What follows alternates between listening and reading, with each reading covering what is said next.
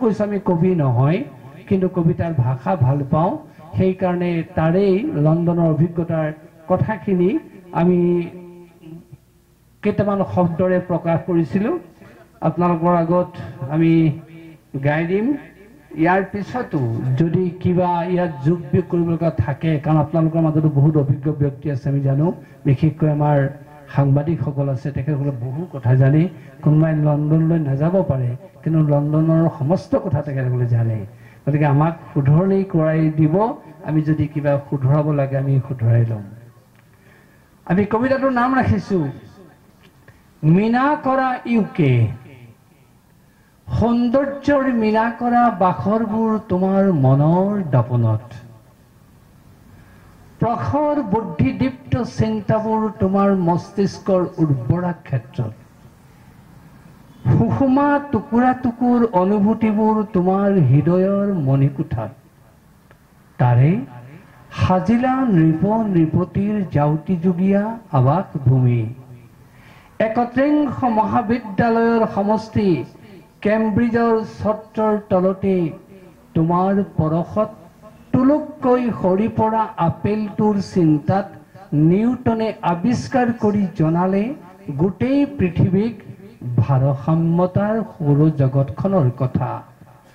তাৰেই ছাতে ৰামানুজমে দিলে গাণিতিক সূত্ৰৰ বিশাল পৰিধি বহু মনীষীয়ে দিলে কেম্ব্ৰিজৰ পৰশত জগতৰ নতুন নতুন তত্ত্ব 800 বছৰীয়া কেম্ব্ৰিজৰ বিপৰীত মেৰুত অৱস্থান লোৱা অক্সফৰ্ডেও 900 বছৰে কৈ গৈছে সমানুপাতিক গুণৰ কথা তোমাৰ চিন্তাত তোমাৰ আইৰ ভাষা আজি সকলোৰে মুখৰ ভাষা তোমাৰ গাৰ আৱৰণৰ সাজ আজি জগতৰ সাজ বৰতিডাল থোৱাৰ প্ৰয়াসেৰে তুমি জুৰিলা ব্যাসাৰ্ধৰ গোটেই পৃথিৱীৰ বহল পৰিধি বাণিজ্যেই বসতি লক্ষ্মী এই মন্ত্ৰৰে বিস্তাৰিলা তোমাৰ দৈহিক কলেবৰ স্থাপত্য ভাস্কৰ্যৰ প্ৰতিভূ আমাৰ বৃন্দাবনী বস্ত্ৰ আমাৰ আসাম বিলাখিনি থলা তোমাৰ বৰপেৰাত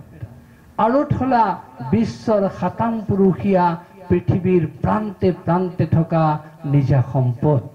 20 কোটি গ্ৰন্থৰ সম্ভাৰেৰে চিনাকি কৰি দিলা পৃথিৱীৰ বৃহত্তম গ্ৰন্থাগাৰ বিশ্বৰ বুকুত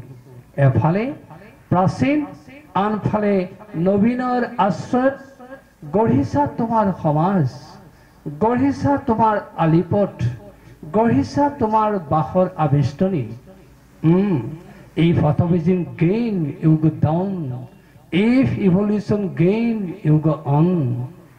ইয়াকে খাৰ কৰি ঐতিহ্য পৰম্পৰাৰ সত্যক মানি লৈ পৰিৱৰ্তনৰ জখলাৰে তুমি কেৱল গৈ আছা গোৱন ধনী ধ্বনিত কৰি তোমাৰ অনিৰুদ্ধ পথত তুমি সঁচাই সমাজৰ দৃষ্টান্তৰ লণ্ডন বৃহৎ বৃত্তৰ ইংলেণ্ড